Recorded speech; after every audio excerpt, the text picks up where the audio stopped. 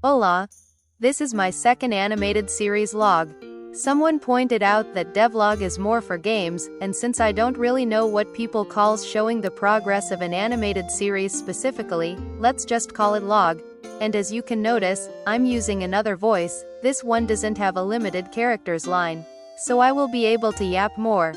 So today, I will mainly talks about the scripting process. I've spent the few weeks focusing on the written aspect of the projects.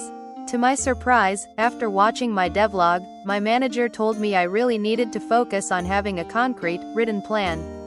To me, the pace I was going at was super slow compared to before, but I was still rushing the creative side of things. So, I made a story outline that gives brief descriptions of what's happening in each episode until the end of the story, just to get the main plot down. My manager recommended that I have at least 2 scripts ready before jumping into storyboarding. Honestly, I didn't see the point at first, like, I already had a story outline? But then, while editing the first draft and asking for feedback, I noticed how many changes came up that wouldn't have happened if I'd only worked on the first episode's script alone. I started aiming for 1 script per week, which works well because 1, I don't spend forever on the script, and 2, it gives me enough time to take breaks while still having a deadline. Each script for the first 3 episodes ended up around 5,000 characters long. Although I want to be precise, I continuously refine and change the script after those weeks. The first draft compared to the finalized versions are completely different. One reason was the need to stay relevant and realistic for what's coming in future episodes. But the main reason was, the scripts were boring. I don't know if other writers struggle with this, since other people who are working toward their animated series seem to have everything written down. The pilot version had way too much detail packed into seconds, while the first retelling felt empty, like nothing valuable happened. Sure, I wanted to slow down the pace and tell a full story, but the script was so dull that even I didn't want to read it at all. Writing is easy. Writing an interesting story is hard. My writing skills are very basic. So, these past few weeks, I've been focusing entirely on learning how to write an interesting story and watching movies.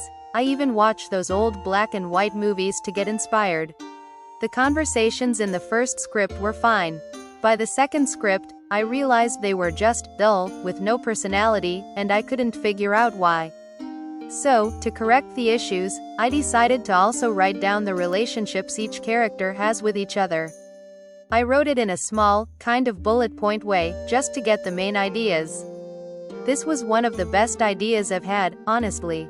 I kept going back to that 1-page relationship sheet every 5 minutes to keep the character and characters. But then there was a new problem. Characters started acting on their own, almost sidetracking from the plot. For example, say character A makes coffee for character B. Originally, the idea was that A's coffee was awful, and B would have to tell him.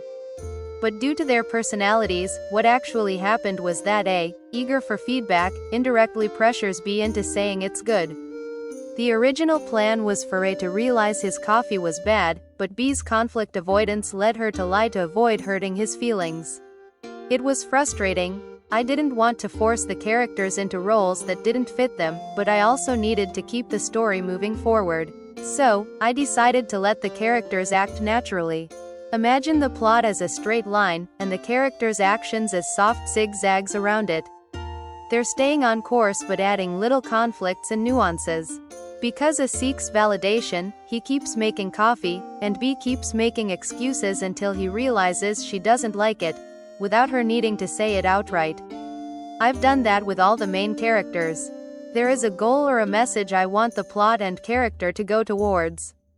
I let the character behave the way they should, by adding some small convenience so that because of their personality and the environment I've written them in, they get back on track to the plot. But yeah, once I resolved these issues, I felt so satisfied, having the physical, written form of my ideas organized.